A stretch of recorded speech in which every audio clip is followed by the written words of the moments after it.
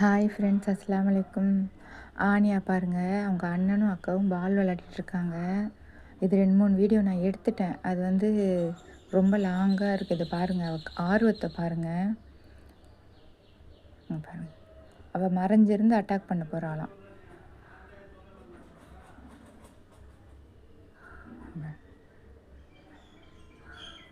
நல்லா துள்ளி குதித்து விளையாடிட்டு இருந்தா. விளையாடி என்ன ஆயிடுச்சுன்னா மூச்சு இழைக்க ஆரம்பிச்சிருச்சு. அவள் ஃபஸ்ட்டு விளையாடும் போது நான் கிச்சனில் அடுப்பில் வேலை இருந்துச்சுன்னு சொல்லிட்டு செஞ்சிட்டு இருந்தேன். அப்புறமா நான் வந்து வீடியோ எடுக்கும்போது அவளுக்கு ரொம்ப டயர்ட் ஆகிட்டா விளையாண்டு. அப்படியே போய் உக்காந்துக்கிறா. ரொம்ப நல்லா விளையாடிட்டு இருந்தா. 2 பேரும் விளையாடிட்டு கூப்பிட்டுட்டே இருக்காங்க, வாங்க வந்து வீடியோ எடுங்க அப்படின்னு.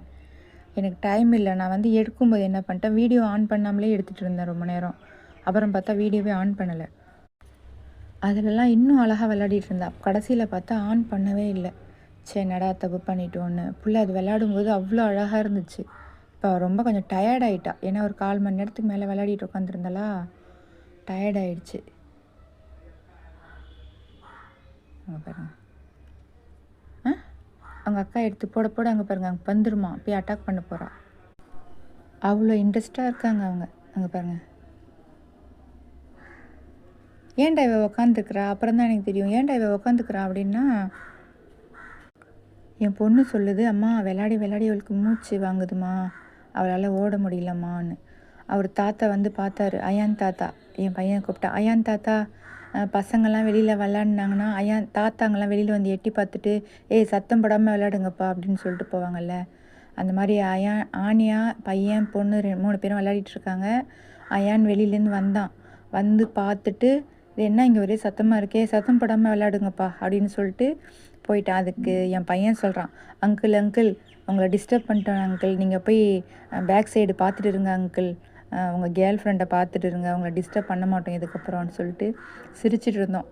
அவன் எதுலையாவது விளாட்ற மாதிரி ஒரு ஏதாவது இருந்துச்சுன்னா வரமாட்டான். அவன் வந்து எட்டி பார்த்துட்டு ஓடிடுவான்.